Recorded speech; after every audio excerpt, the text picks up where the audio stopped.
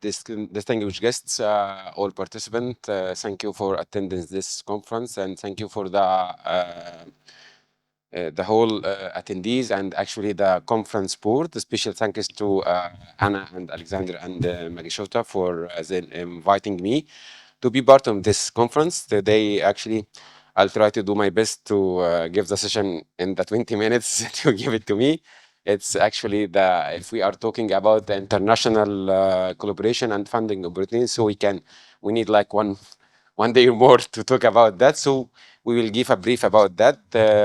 My session today about the international cooperation and the funding opportunities. I'm Professor Ahmed Khalifa Mehanna, Vice Dean of Student Affairs at the Arab Academy for Science, Technology, and Maritime Transport. If we have time, I will give like maybe 2 minutes about my university, but at the end of my presentation, if we have time. So first of all, I'd like to share with you my journey, starting from, starting from Alexandria, then Cairo, then Istanbul, then Warsaw, then I'm here in Wrocław. But finally, I'm now here with you, so I hope that you and me also enjoyed with this session. So why is actually the internationalization or the international cooperation it's important? This is actually, it's nowadays and in the future, it's very important to have international cooperation with each other. This is actually, there is like four main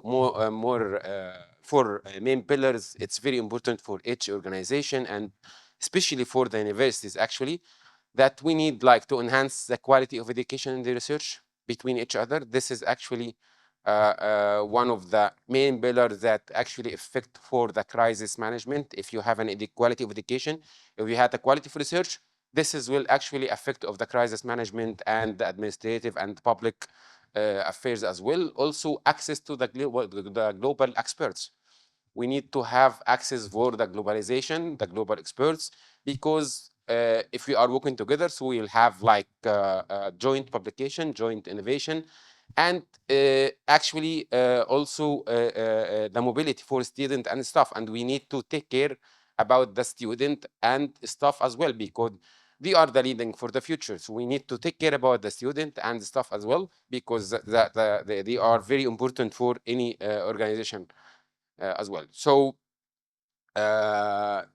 this is actually the main pillar that we are talking about: the education, quality of education, the research, and the joint publication and research as well, and innovation, and also the exchange of staff and the student. Any actually university or institution or even school as well, because the opportunity for funding, it's not only for the universities, it's also for the NGOs, for the public administration, for the government and public sectors, and for schools, for vocational schools. So we need to have this spiral rule that we need to have an international programs in each university. This is actually very important for the students, protocol and partnerships, international internship to have like student exchange and staff exchange, also funded research projects, and if it's possible that the universities have international accreditation, because the accreditation is very important in the universities, because the student need to travel abroad to complete their studies. So that this is one of the main important thing. So this is the border view actually of the internationalization or the international relation, that we have two sides, the inward and outward, from both student and staff and the public administration as well. So this is actually the power of the international collaboration of the internationalization, that we need an expertise. This is not happen without international cooperation together between the staff and the student, actually also giving an experience between the cooperation between the both sides. And now we have a cooperation between Egyptian and Poland. it's as Bishop said, it's from Pharaoh side, 3,000 years now. So the quality of education. So we need to enhance the education impact. It's very important to enhance the education impact, the mobility as well.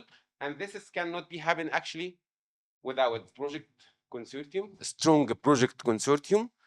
and we need to take care about that, and we will talk about that later, about how to build the project consortium and to have joint grant management or joint projects together, even if we are talking about the research or the funding as well, to have exchange programs, and we will talk about what are the opportunities of funding for both of us. So this is the global funding opportunities, or the landscape of the global bodies inside the Europe, because we have another thing that in US, but this is actually for the US, it's only for the US side. So this is for the overall the world. By the way, this is my our presidential office in Arab Academy. Oh, so there is a lot actually, starting from Tempus, and before it was Alpha, now it's Erasmus Plus. There is Euro Mediterranean. It's was ENI CBC Med, and now it's Interreg Next Med. Also, there is a call about, it's called the Prima Partnership for Research. It's a special cause for each country. Horizon Europe, Horizon Maria Korea as well, and there is also the RDI, DAD, USAID. So there is a lot of funding, and this is actually an example for the global bodies that give an opportunity for funding for the research, for the staff, for the student, and also for the building partnership. So usually, actually, or this is the main priorities of the entire European funding. They are taking about 5 main pillars. Sometimes it's increasing or decreasing, but this is actually the main thing. They are taking from the last 7 years about the digital transformation. This is now the era of digitalization and artificial intelligence. And we have to take care about that. We have to know how we will dealing with the AI, how we actually encourage our student, how they can dealing with the AI, because if you accept or not accept, the student will use the AI. So we need our professors actually and the staff to know how to give them like chance how to use it. What are the strategic planning for using the AI in the education and in the research as well? There is like more a little space for that, but we discussed this actually, me and Anna, that I have a quote that giving to my students that all of us believe in technology. All of us believe in technology, but please don't trust it. Yes, because actually, if you're using that any chatbot like ChatGPT, yes, you write it like ChatGPT or Gemini or something like that. So those programs actually not thinking, they just collect the data. So you are the mind, so you are thinking, but those actual chatbots, it's not thinking. So we need actually just like to make, maybe you can use it for like summarize something, but not thinking, because actually the old Gen Z now, they are depending on the old chatbots, and we thought that those chatbots are actually thinking. So this is our rule, our other professors and as faculty members, to enhance this thing.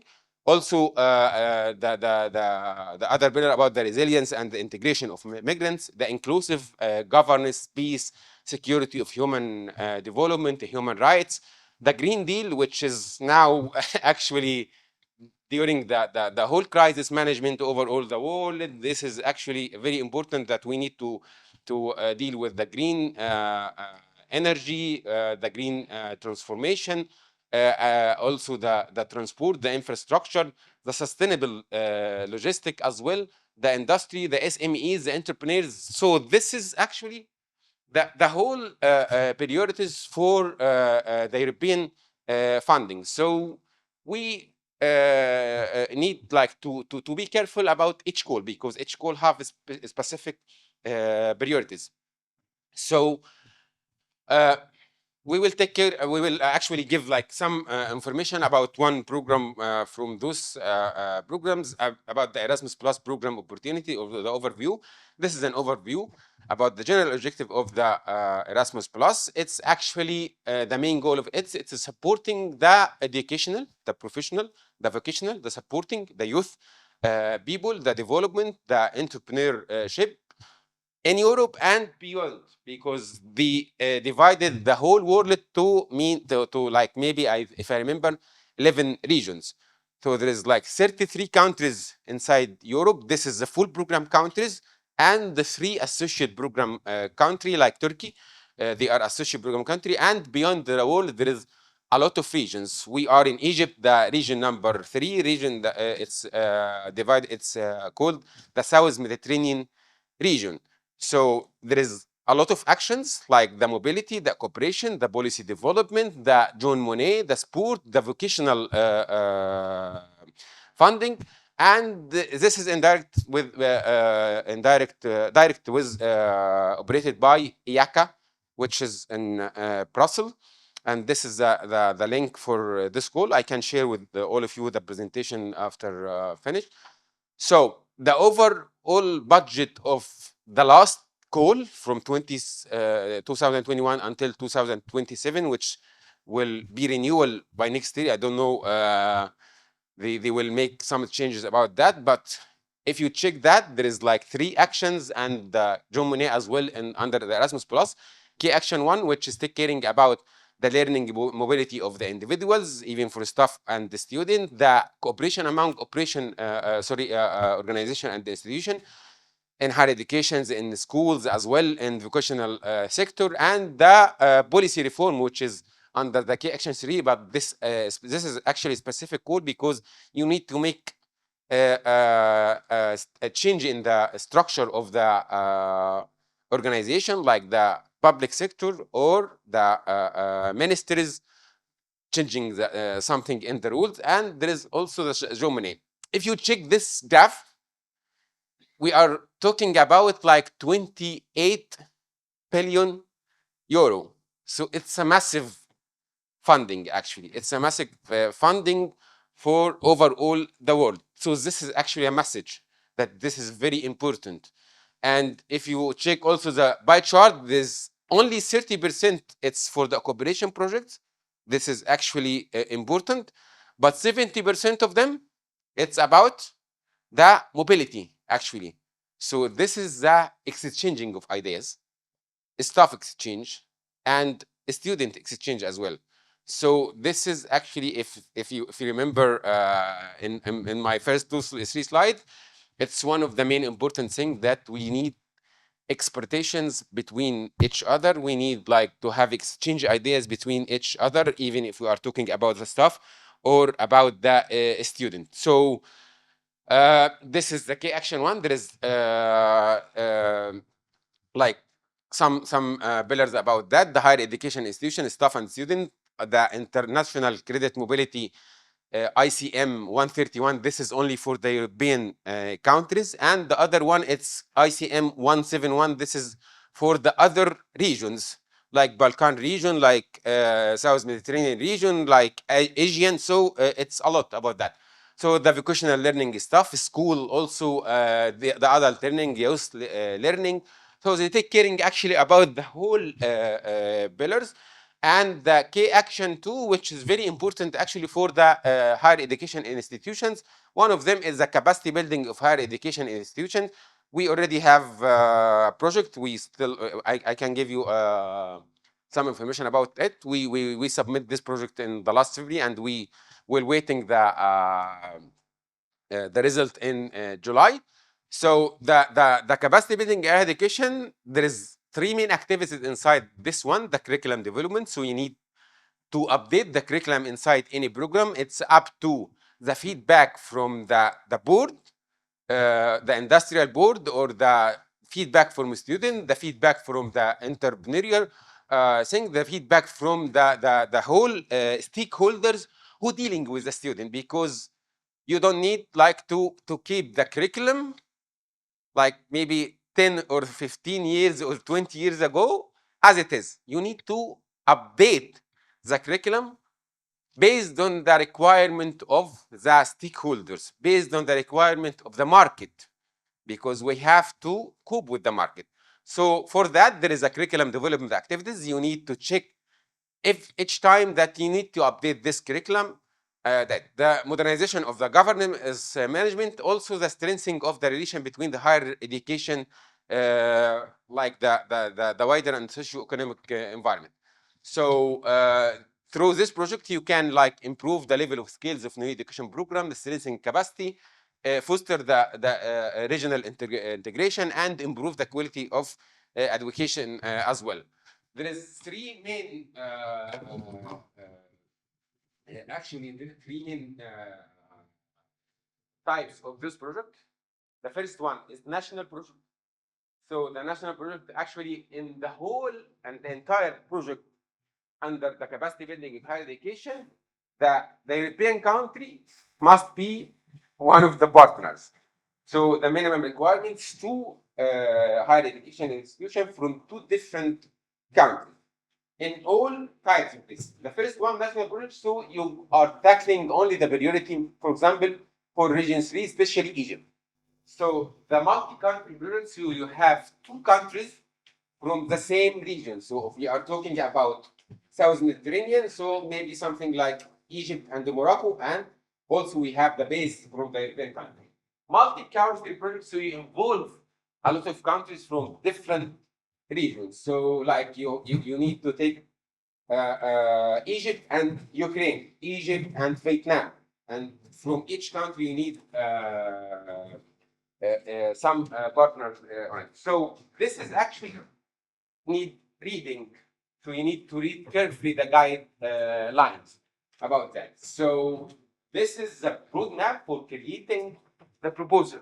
So the first three steps is very important because the step number 4, if you have that your project is successful, so you will go through to the launching and implementation of the project. This is actually based on your the first three steps. How we can start?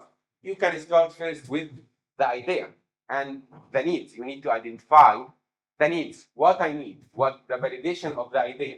And you cannot work alone. We need a team work. You need to identify the idea. You need to identify the challenge. You need to identify the challenges. You need to conduct the market research, make the research your actually your research. You need actually also to involve the stakeholders and the consultation with you. Then you will after you will discuss with your team the idea and the idea of the project. So you need to build the consortium, and this is actually not an easy process to build the consortium because you need to build the trust. Because you will work, if the project will work, it takes something like maybe 2 or 3 or 4 years. So you need to working together. You need to build the trust together. Okay. Then the proposal writing and the view also, it's very important. So this is like the 3 cycles that you need to finish your proposal. We will go through about that. So I have a dream. This is I'm a PhD holder, or I have a master degree, or I'm a student, or I'm a professor. So I have a dream. I want to solve a problem, but I have an argument. So I want to solve this problem not with my individual thinking, but I need a cooperation. So it's need. You need a cooperation. This cooperation can be local cooperation between your classmate, between your staff, your faculty member inside the institution, or inside your neighbor institutions, or you can go through to the global cooperation, the international cooperation, which is actually different mind. So this is better to have an exchanging idea because it's different culture. This will be an effective result for give a solution for your problem. So you have a dream, yes, but this dream cannot be achievement without actually the teamwork, and the power of teamwork actually build this idea to be achievable. So it's necessary to know that, but you need like the first thing that you need a preliminary idea. You have this is the first idea, then you need to discuss it with your team, and your team maybe in your university, and also you can discuss it with your team outside or outside or in the other international institutions. So to be applicable idea, actually you need one team to work on the idea, to discuss the idea, if it's applicable or not, because you have an idea, but it cannot be applicable inside Poland. It can be applicable in Ukraine. It can be applicable in Egypt. So you need to be careful first for the priorities. So you will go back through. It's like two inward and outward. So we need to check if it's applicable in Poland, if it's applicable in Egypt, in Morocco, whatever you need. So then you need to read carefully, to analyze, to read with your teamwork. Collaboration create a power. And this is the first preparation stage, that you have an idea. You need to make need analysis very good. You need to do your tasks, SWOT analysis, survey, reports, paper, experiments, check the guidelines, check the observation, the discussion, everything you need to discuss it. Okay, this to build your idea. Then this is the most critical thing that you needed. That now I have the idea. Then in the preparation stage, your idea need to be built like to check the quality of idea, to be fine-tuning with the priorities of the any call, the quality of the design and the methodology of the implementation, how to you will build the partnership and the consortium, also the dissemination of this idea. So now you have the main, you have the main objective, you have the main priorities of the area based on the handbooks and the guideline and the expectation from your project. What are the results and what are the expected outcomes, and what are actually the social economic impact for this. I don't know if you have I have time or it's 20 minutes now. Okay, so so this is actually the preparation stage and the partner establishment. To find a partner, you need to make like a lot of meetings with them, online meeting or physical meetings. Then this is you will give them like a brief about the project. What are the needs of the project? What are the needs of the project? What are the mapping between the partners based on the priorities for each call? Then you the most important thing from them, that the selection of the partner, and you need like the first thing to make a small test. What is this, a small test? To give them before starting a small task that you need a feedback from them. Actually, if you didn't have a feedback from them, so this is a bad impression from the first online meeting. So continuing work actually with the partner who complete the small assignment, because those are reliable partner. You can reliable for them during the project because you build a team. It's the same that we need to go through the writing process, and actually the writing process, it's very hard. There is like two school for the writing process, that only one team writing the proposal, and I actually this is sometimes good, sometimes not good. And the other thing, that you distribute the whole proposal between each other, because I need to check who will take care about each part, and to have the full proposal. And you need to have the team leader for this one. Role sharing, what are the responsibility for each one based on the specialization of each one. The process of creating the work packages, the sharing criteria, sharing the budget with them, the activities, the research that need to be done. So this is like an example of the creating an application, the proposal template for the capacity building in higher education under the Erasmus Plus. There is three parts of this. Part A, the administrative part. This is the administrative part from each partner, which is the simplest part. The technical part, part B, and we have a limitation for 40 page, and the template 21 page. So it's a critical actually to do that. And the KPIs based on the project. So this is like the sample of the form. And this is the award criteria. You need to check it when you writing the process. You need to take care about that the process you need to have the minimum score 60 points from 100 points, and you need to get more. The relevance part, the quality of partnership, and the impact. So the whole mark is 100 mark. So I don't know if I have time to like give a small thing about my university or not. I don't have time. So sharp. Okay. Just maybe I'll give that my university at the main campus in Alexandria. We have 8 campuses in Egypt for 15 different colleges, starting from maritime technology until we have now the medical sector. We have 15 different colleges. I need to show that we have more than 80 international projects over all the world. This is an example for some projects. One from Horizon project. It's about the digital transformation with 14 different partners from 7 countries, 1.82 million for 4 years. And this is the whole partners from different countries.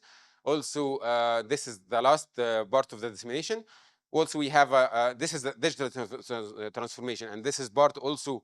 It's about the inclusive of the students and merging them and establishment accessibility center inside the universities. This is also part of the dissemination of this project. It's built in another project. This is our main gate of the our university. So this is a project that we working together with University College of Education here. We submit this project actually in February, and we are waiting the result in July. By the way, if you are with me, I like give you 3 sample of the projects. One about the AI, and the other one about the inclusive, and the other one about the policy. So the 3 of them, it's different discipline of my career actually, because I'm a professor of marine engineering, but I'm working in the international relation from maybe something like 16 or 17 years ago. So it's actually you are not mind about your specialization because you are a professor. So you need to thinking about the multidisciplinary project, because each day you need to learn more. So the last thing and the last words, you need to be critical for the need analysis, identify what the needs, the requirement, the outputs, plan the budget, activities, and the writing process. It's very hard, so you need to finish 2 weeks or 1 week before. Spelling mistakes, friend project partnership, strengthening the partnership, and never give up. Actually, the win rate is very low, but it's never impossible. Thank you. Thank you very much, Professor. Impressive. It was very. I'm agreed that the collaboration and co-creation, we need to cooperation with the stakeholders, and to remember, believe, don't trust. No, the students when they use the AI. So you believe in technology, but don't trust it. Yeah. Thank you very much. Thank you. Do you have any question? Jakieś pytania Państwo mają? Dobrze, teraz mamy pierwszego gościa online, panią doktor Olenę Krachenko, która będzie też w języku angielskim przedstawiała nam prezentację pod tytułem Komunikacja cyfrowa organów władzy w czasie wojny. Myślę, że jest to dla nas bardzo ciekawy wykład i długo czekaliśmy na niego. Zapraszam. Dzień dobry, szanowni państwo, uczestnicy Międzynarodowej Konferencji. Przesyłam najserdeczniejsze pozdrowienia z Ukrainy, z Centralno-Ukraińskiego Instytutu Rozwoju Człowieka. Honorable participants of the conference, I am pleased to represent the Central Ukrainian Institute of Human Development of the University of Ukraine, which maintains a long-standing and highly productive cooperation with the University College of Professional Education in Wrocław. The topic of my presentation is digital communication of public authorities during wartime, and now I'm sharing the screen. So give me a second, please. I hope you can see my computer and you can see my presentation. Do you see it? Yes, we see. Before 2022, digital communication of public authorities was mostly predictable. Governments informed citizens, published official statements, promoted reforms, managed social media pages. Communication was important in those days, but it remained just an addition to the system. It wasn't its foundation. After February 24, 2022, everything changed in Ukraine. Communication suddenly became connected to survival. People woke up to explosions and to endless checking of Telegram channels, as we didn't have any different source of news. We were checking the information about local authorities, emergency notifications. Citizens search for information every minute. Which district was attacked? Is the breach open? Where is the nearest shelter? Is electricity coming back tonight? Can we evacuate safely?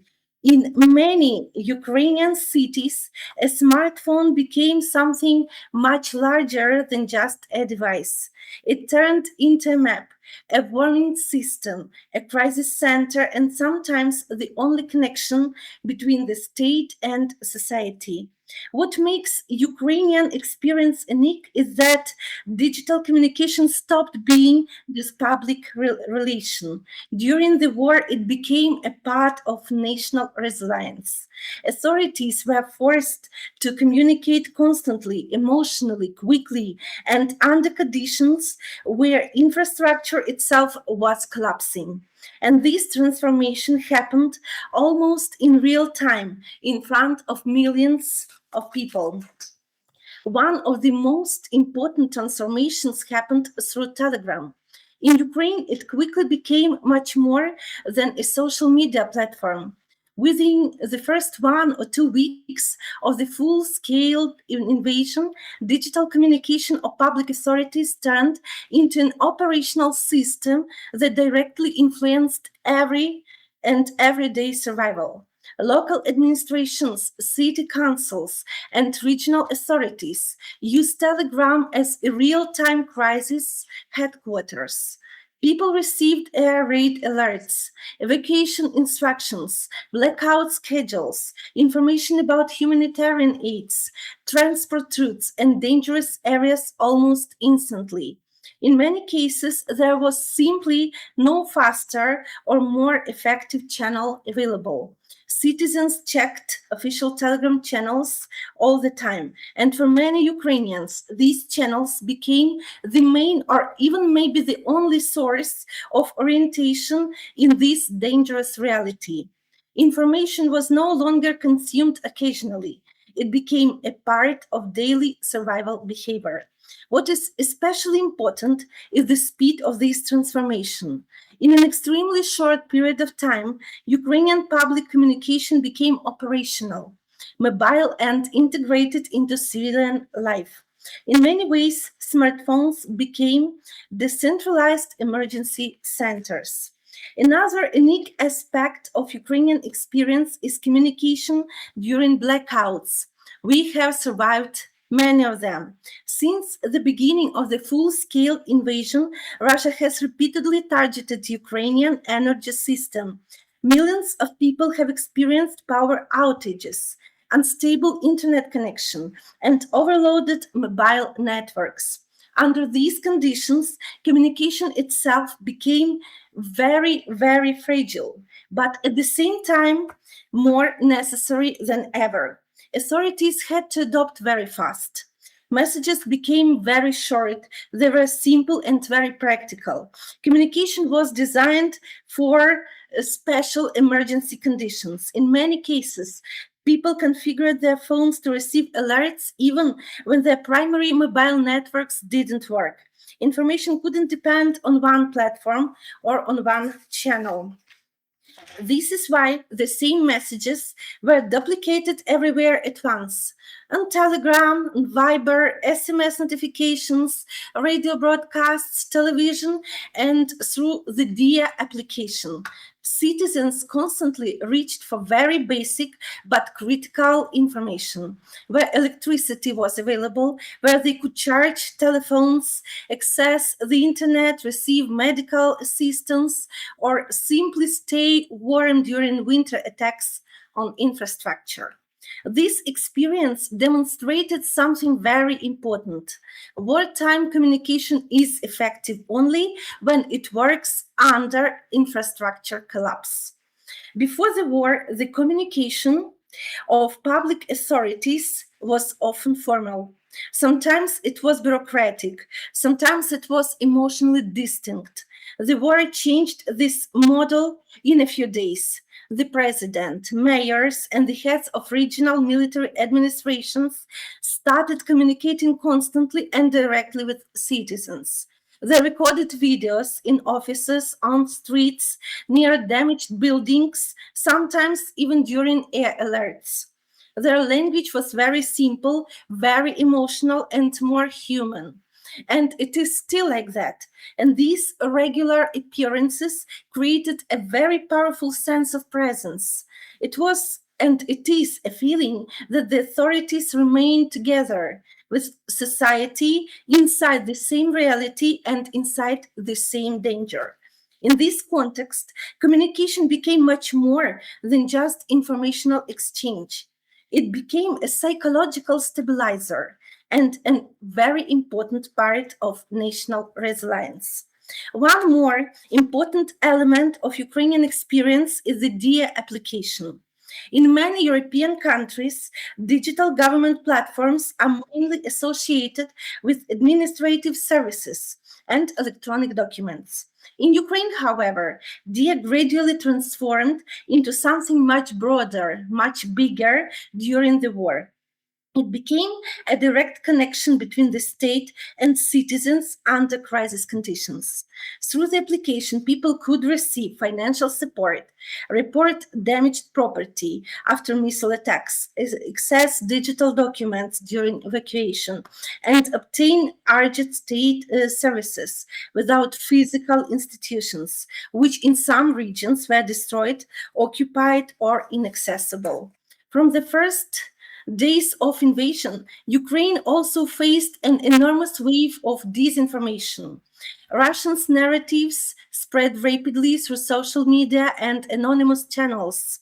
There were claims about the capitalization of Ukraine, the evacuation of political leadership, the encirclement of cities, and the collapse of the Ukrainian army. The purpose of these messages was very simple: to create panic, to create chaos, and a sense of hopelessness.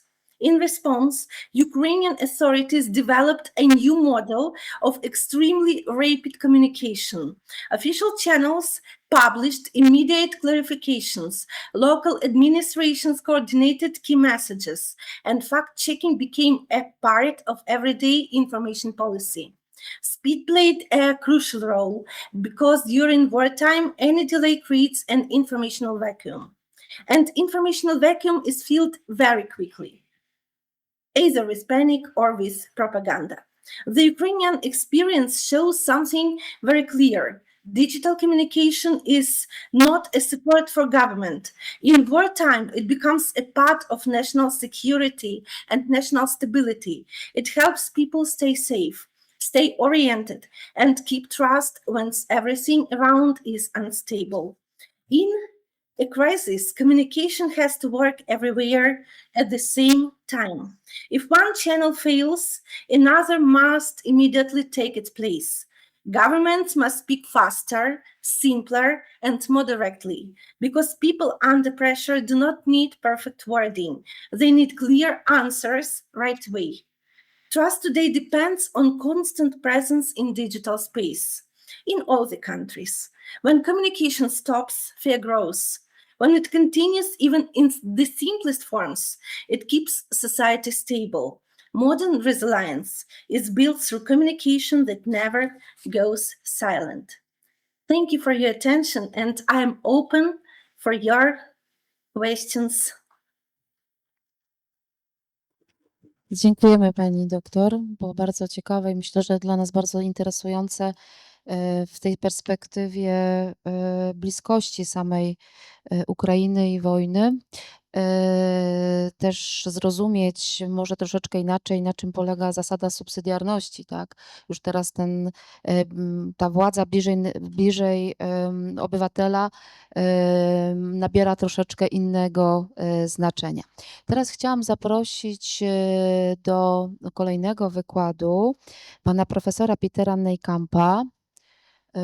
Jeśli można podejść, bo pan profesor chyba jest na zewnątrz, można byłoby go poprosić. Będzie mówił o tym, jak wygląda partycypacyjny, zrównoważony rozwój miast z wykorzystaniem mikroscenariuszy.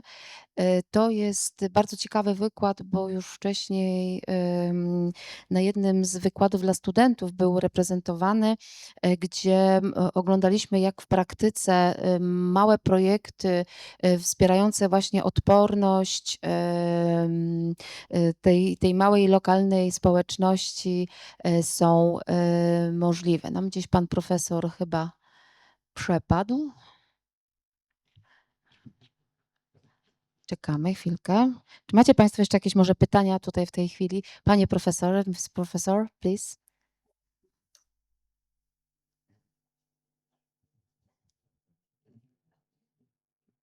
Start. Professor.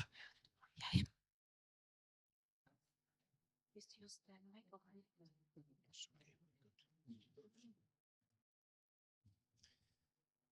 Well, good morning, all of you. We had a small interruption and I have to apologize. But the good news is that we are planning a magnificent new activity for this university and for the city of Wrocław after the summer. So apologies, but you will be compensated for your waiting time because we'll organize something very beautiful. And Alexandra, who will be with us, can tell you later on what we are planning to do for the city, for the industry, and for academia. Well, having said this, I would like to start right away with my presentation. And I would like to start with a statement. Decision-making is the art of choice under extreme uncertainty. And uncertainty is the major element in any decision-making process in the public sector and in the private sector. Nowadays, we are talking about high uncertainty. Some people talk about deep uncertainty. We have wars in this part of the world, Ukraine. We have wars in the Middle East. We have almost wars in Latin America. We have wars in Sudan.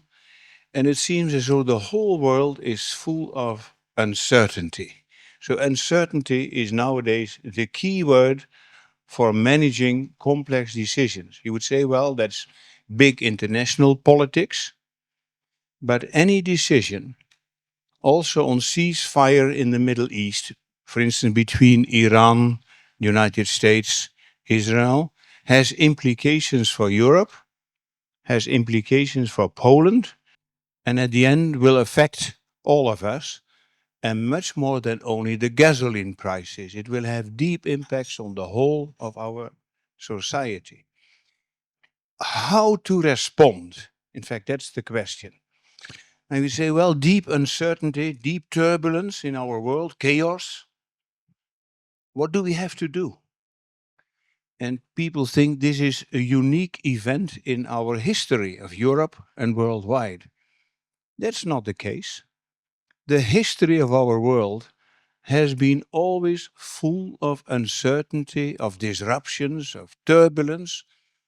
And even though we think that in these years and the past months, there's deep uncertainty, yes, but it's not an exception in the history of our world.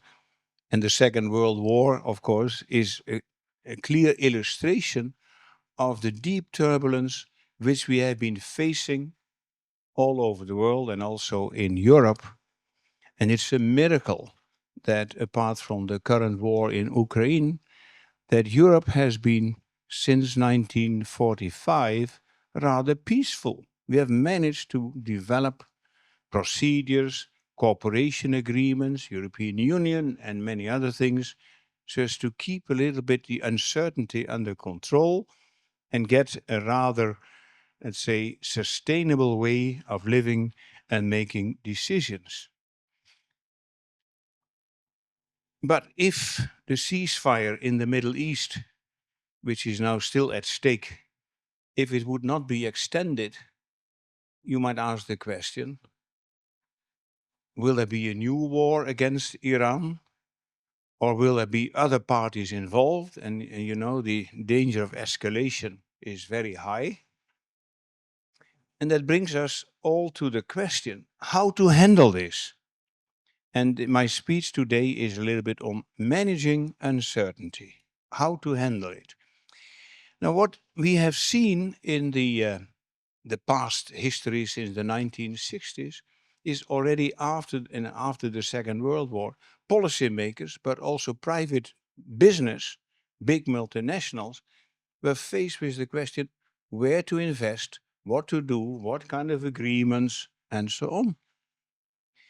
And in the 60s already, this has led to what nowadays is called scenario analysis. Scenario analysis. Now, scenario analysis is getting again rather popular, especially in case of high uncertainty. But we have to make a clear distinction between the prediction of our world and the analysis of uncertainty. Prediction, those of you who are economists or mathematicians, they will know about prediction models in the private sector, in the public sector. What will be the investment pattern? What will be the consumption? What will be the new markets? We can try to predict. If we do not have the mathematical models, we can use expert opinions. So we can ask 10 experts, what is your view on the future? And we add up all their views and we get some sort of a predictive pattern of the future. So that is part of the scientific underpinning of deep uncertainty in our world. But others would say, well, listen, the prediction in any case is normally wrong. And that has led already in the 1960s, in fact, precisely 1967, to the development of scenarios. Kahn and Wiener, if you look into the internet, you immediately find it. Kahn and Wiener in 1976 have written a whole book on how to deal with uncertainty, and that was in that period, 1960s, stimulated by the Cold War. Because the United States, the military United States, was not so sure what would happen. And there was, of course, the end of the Second World War, but there was the war in Korea, there was uncertainty, there was the Russian invasion in Hungary, and tensions in Czechoslovakia, which led to another Russian invasion in 1968. How would the world look like? And the American military, together with some research institutes, then developed not the idea of prediction models to predict the world, but to ask something different. How would you respond if this and this would happen? So it's not a prediction, not an extrapolation, but imagine some crazy development, unexpected, which you could not dream of. What would you do? It's not a prediction. But they developed a systematics of scenarios looking into different axes of extreme possibilities. And so the methodology of scenarios became very popular, especially first in the military. It's not to predict that maybe Russia would throw an atom bomb on Berlin or so, but what would happen if the Russians would throw an atom bomb on Berlin? It's not a prediction, but it helps you to think on the future. And so what scenarios gradually have been used for is some sort of a flight simulator. You know, if you're a pilot in an airplane, every 3 months, you have to go back to school and you get a flight simulator. And any pilot then is exposed to extreme conditions. It's not a prediction. It only says, suddenly you are in an airplane and the 2 engines shut off. What would you do? But you have to train the people. And well, you can dream of hundreds of scenarios. And pilots have to learn how to respond if something happens. And that's why flying is so safe, because captains know exactly, or in general, rather exactly what to do in case of extreme events. And since I'm flying a lot and I've been exposed sometimes to rather extreme events with airplanes, I know I'm very confident when I'm flying, because pilots are the most qualified drivers of any vehicle.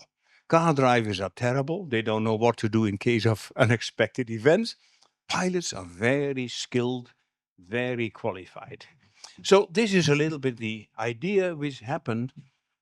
Scenario means essentially we do not predict the future, but we teach the board or a minister or the mayor of the city or whatever. We teach people, how would you respond if something happens? Not a prediction, but you learn, you become flexible in your mind. One of the big oil companies, Shell, in fact, has developed a whole set of scenario steps. And Shell, one of the big multinational oil companies, operating under high uncertainty in all countries in the world, they could not predict the world, but they know what to do if something happens. And after the recent oil crisis or energy crisis caused by the Iran war, who made most of the profits? Shell. Because they knew how to respond. They did not predict, but in 1 hour they knew how to respond if that and that would happen. And if you look into their sales figures and profit figures, they made billions of profit out of the war. Right? So that is the type of scenario thinking which I think is a very important element. Not prediction, but training policymakers how to respond. So that's the idea. Now, what has happened in the meantime is that when a big multinational or a government, also United Nations, etc., when they respond, it might be that the response is not always correct. And one of the things we have learned is that even when you think, well, if this happens, I will do this, maybe, and there's always top down, big events, top down, and then we respond. But what they have realized in the meantime is that there are the people. And people might say, well, maybe we are supposed to do certain things, but who tells us what to do? People are thinking individuals. So the top-down mechanism, which we have developed over the past decades, is increasingly under stress, because increasingly in our Western democratic societies, we have citizen involvement, citizen engagement. Good example, climate change. You see, the IPCC, so the International Panel on Climate Change, has developed several scenarios for heat effects, rise in temperature, sea level rise. Very important for a country like the Netherlands, because we are a low country, but also for the coastal areas of Poland, very important, Gdansk, etc. And of course, 10 centimeters rise can already make a big difference, and but half a meter even much more, and 1 meter is devastating. So how we cannot predict, but how to respond. And one of the things we have learned is that people might react and disagree, because nowadays we have all this discussion on woke information and fake information. And the president of the United States is one of the believers in fake information, etc. He creates fake information. So it makes it very difficult to convince people you should do this, because people do not believe it anymore. As a consequence, and that's in fact what I would like to tell you now, very simple, we have said, let's extend scenario analytics as a policy-making instrument in the private sector and in the public sector with people-determined views and scenarios. So not bottom-up scenarios, not top-down scenarios, but bottom-up scenarios. Let's ask the people what they feel, what might be a feasible or non-feasible solution, a future, and how they would respond. Because also a city council might say, well, we have big scenarios, heat effects, etc. But if the people don't believe it, it doesn't help to have a local policy. So what we have tried to do, and that's in fact what part of our presentation here, which we have done with several people like Karima, etc., is to develop what we call micro scenarios, which come out of localities rather than as manna from heaven, right? So they come from bottom up. And you have to ask the people, can you dream of certain possibilities in the future? And the scheme we have here, you find it here, says essentially, you look into the question, what kind of futures can you have? And we did this for the city of Rotterdam, but it can be done for any city. So we developed certain ideas on the future, like a community oasis, like a vibrant hub with more industrial technology, like an eco-urban haven with more environmental and green areas, etc. in the city. So you can have different futures, bottom up. And then you ask the people, how do you feel about it as a source for policy-making support? Now, that is one thing. The second thing is that as soon as you do this, and I'm sure this will also happen in Wrocław, a city is not homogeneous. A city has districts, has different people, rich people, poor people, different education levels, different age groups, children, elderly people. So the city is not homogeneous. And if you look into Wrocław, you have districts which have a distinct characteristic. And what the city council would do for one district is maybe good for that district. But if it would be a uniform policy for the whole city, others would say, well, it doesn't fit in our district, so they revolt. And especially in our age of citizen participation, people go out on the streets. Or nowadays, they use internet and social media. And they criticize, of course, the city council and say, well, the city council is stupid and they do wrong things, etc. So our sense of an operation of democracy is completely different compared to the past. And we have to realize that.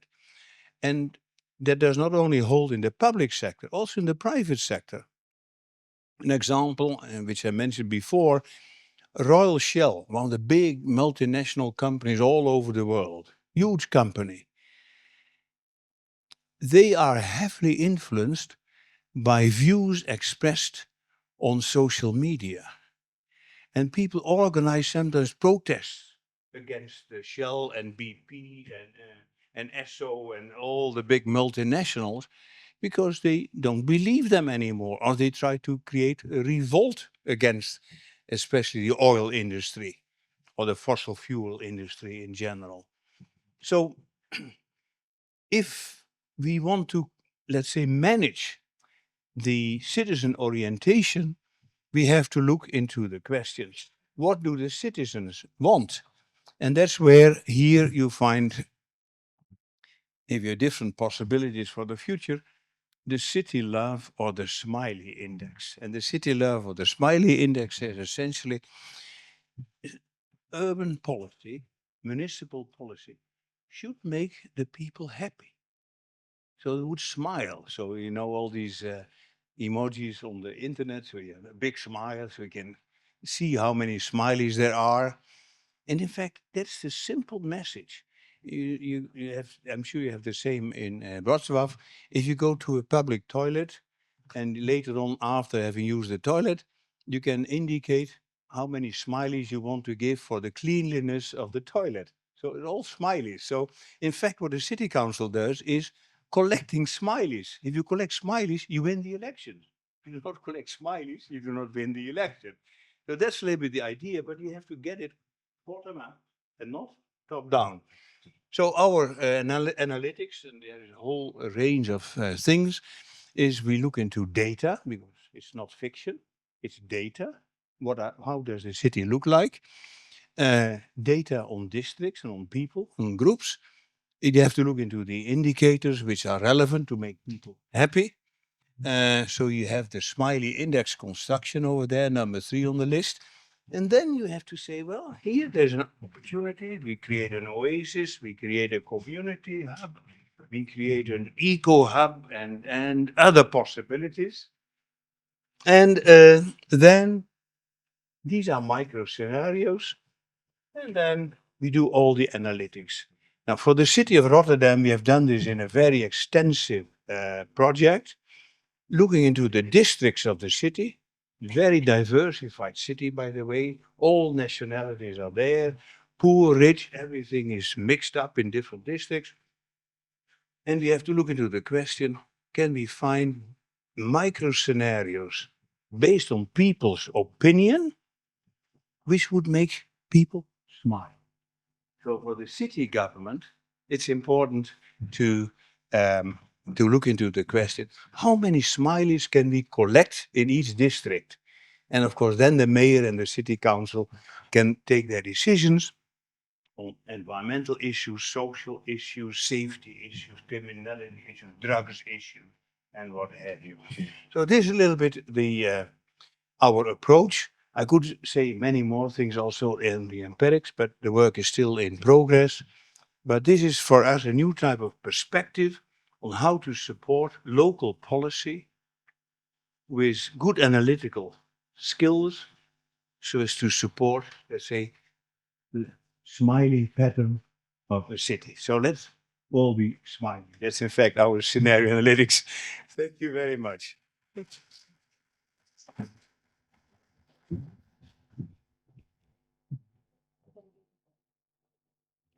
Thank you, Professor, that we see that the co-creation and collaboration still is important in the local citizens.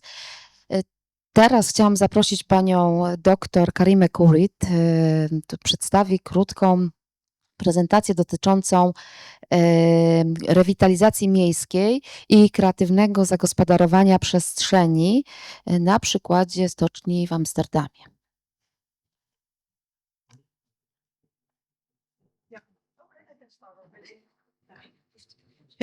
Thank you very much. So I'm happy to be here and sharing also our experience from Amsterdam. So Peter illustrated some examples from Rotterdam.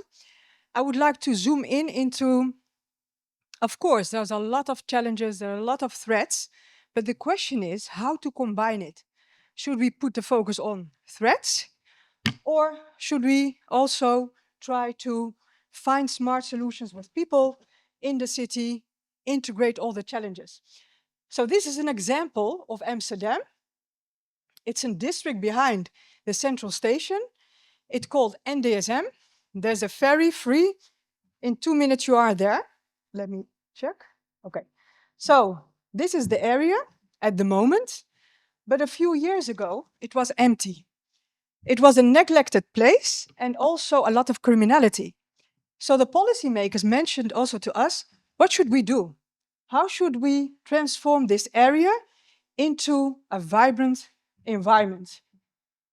There was a lot of intention between policymakers and some people are living there and working there. So what we did was, we are also collaborating with Romania, and we had students from Romania, I think a group of 15 students, who went with us to that area. First of all, see what is happening over there. and then to see how to come up with creative ideas and solutions to help policymakers, bringing them together with entrepreneurs, but also people that are living there, to create a new strategy plan through governance, smart governance using technology, but also capturing and gathering all the information from each individual actor in that area.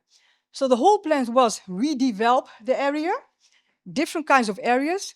You can have a strategy on city level, but as Peter also mentioned in Rotterdam, we are dealing with different kinds of actors. So there is no fixed strategy yet.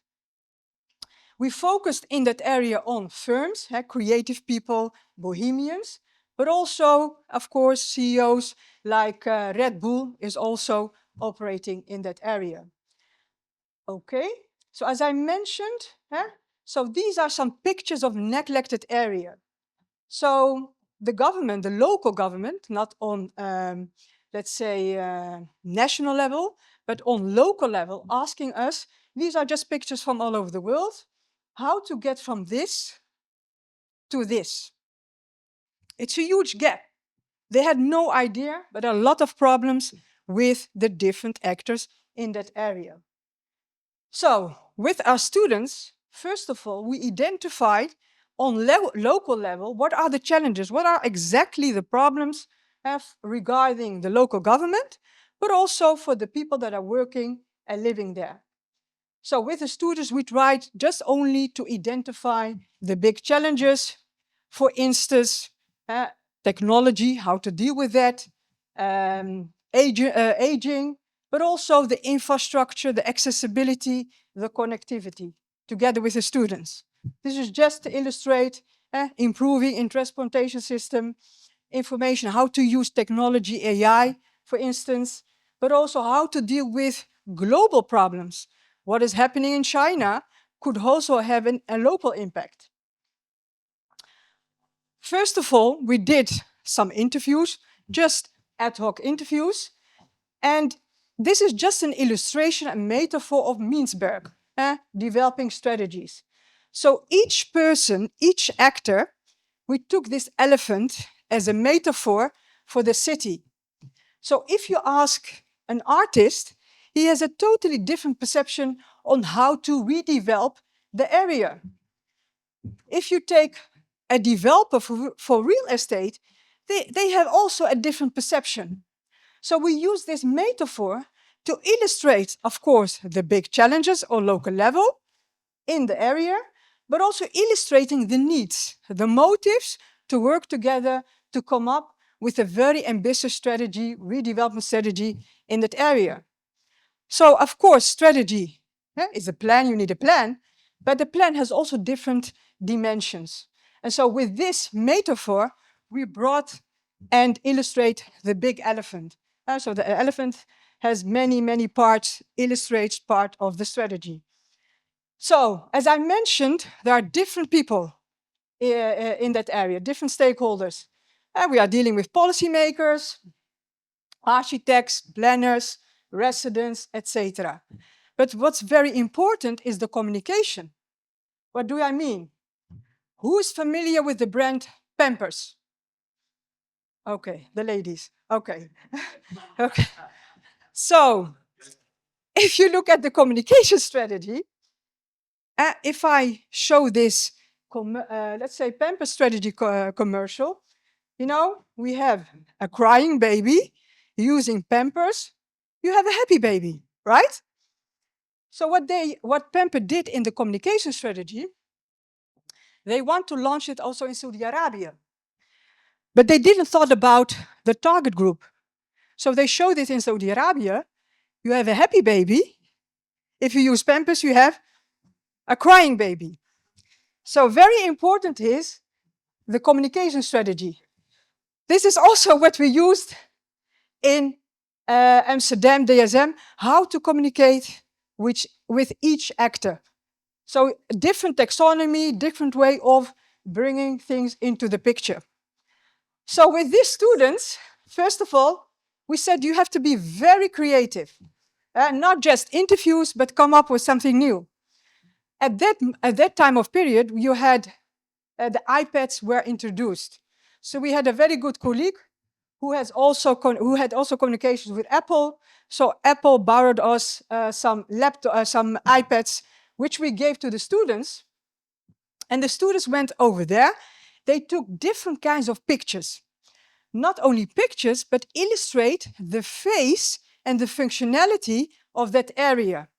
So a collection of pictures illustrating accommodation, a collection of pictures illustrating creativity, the creative industry, for instance. So the next step is also trying to illustrate what are the threats at the moment, what are the opportunities perhaps, and what are the strengths of that area that we could use.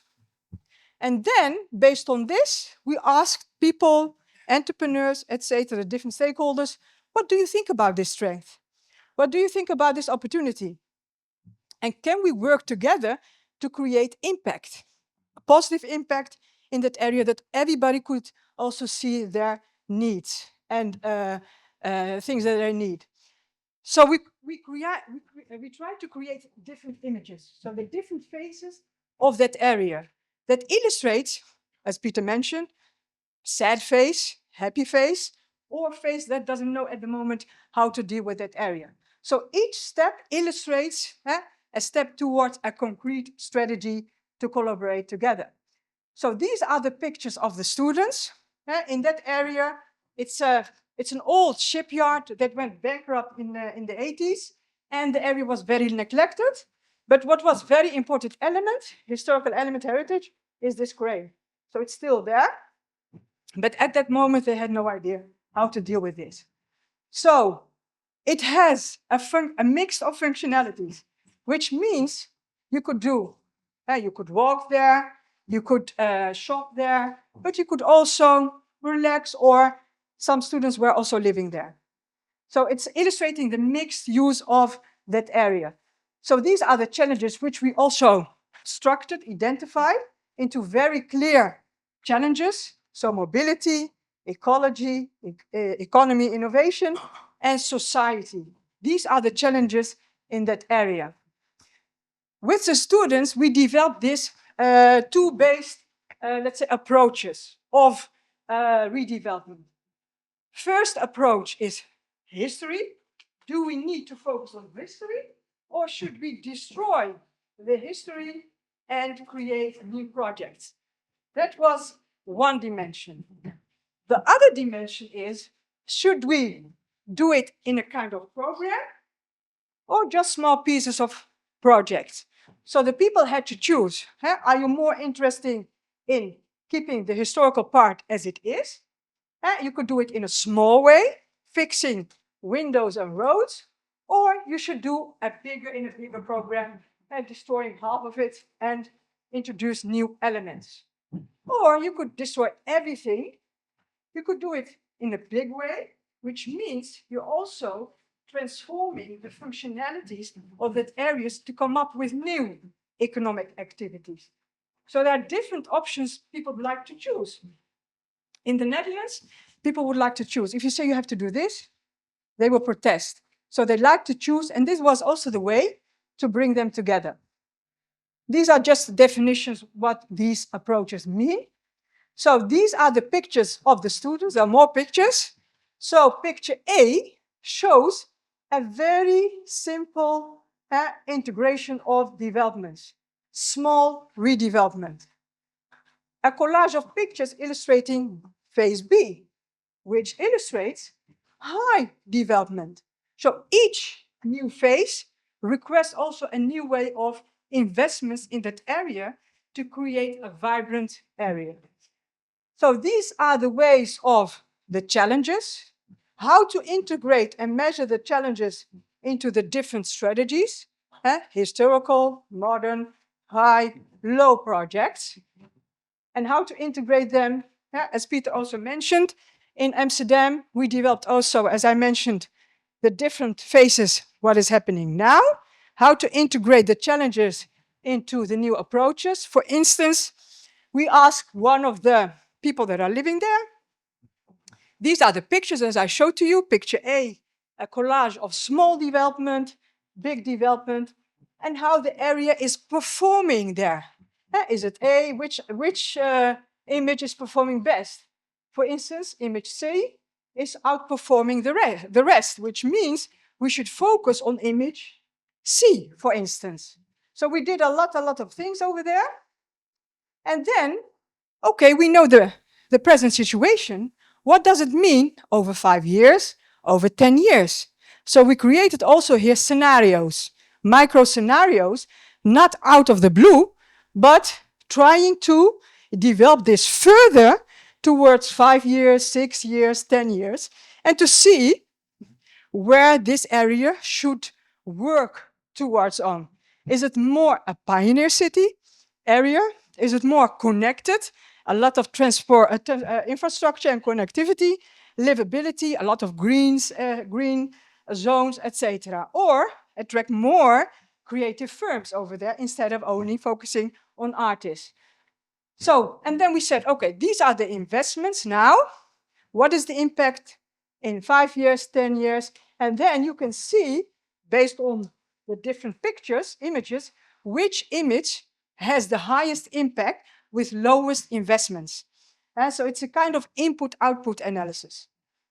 Okay, these are just an illustration, a collection of images. Now, how do they perform if you put investments in which future development scenario?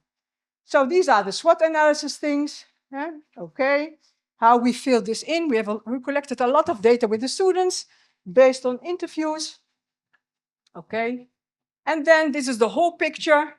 The strength, weaknesses, important, different facets or domains, like the labor market. What does it mean in investments of these images? And based on that, you could also identify the most effective, the most provided strategy for all.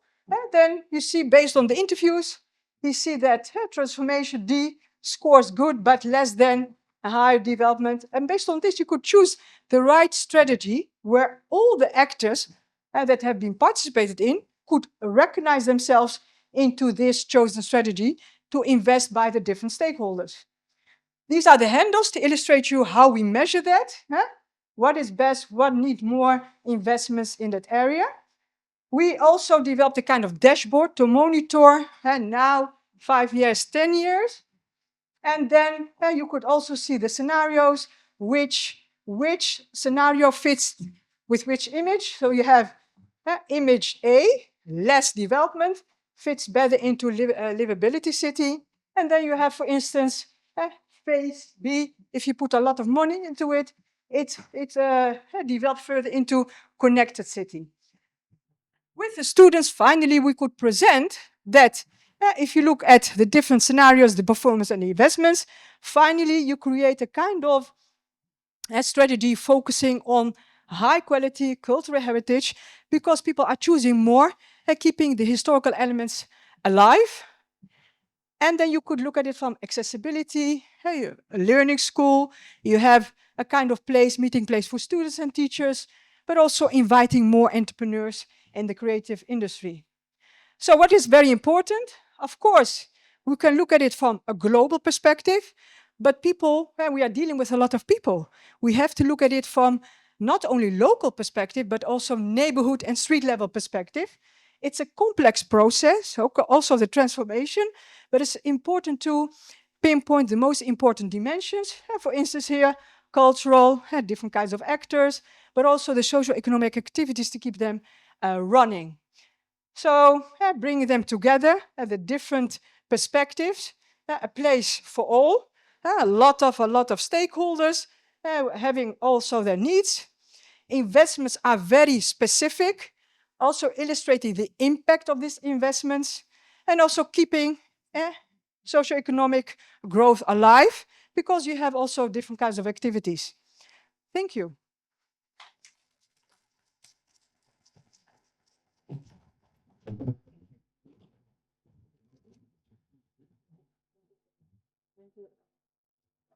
Hello.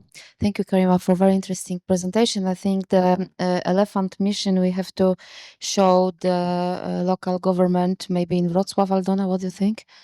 Yeah. Okej. Szanowni Państwo, dziękujemy bardzo za tą część. Jesteśmy troszeczkę po czasie, dlatego będziemy już bardzo mocno pilnować dyscypliny czasowej. Natomiast no, mieliśmy wyjątkowo ciekawe te prezentacje, więc bardzo dziękuję. Thank you very much for your presentation. Teraz chciałam Państwa zaprosić na zdyscyplinowane 10 minut przerwy. Dobrze? Dziękuję bardzo. Państwo online też 10 minut i zapraszam.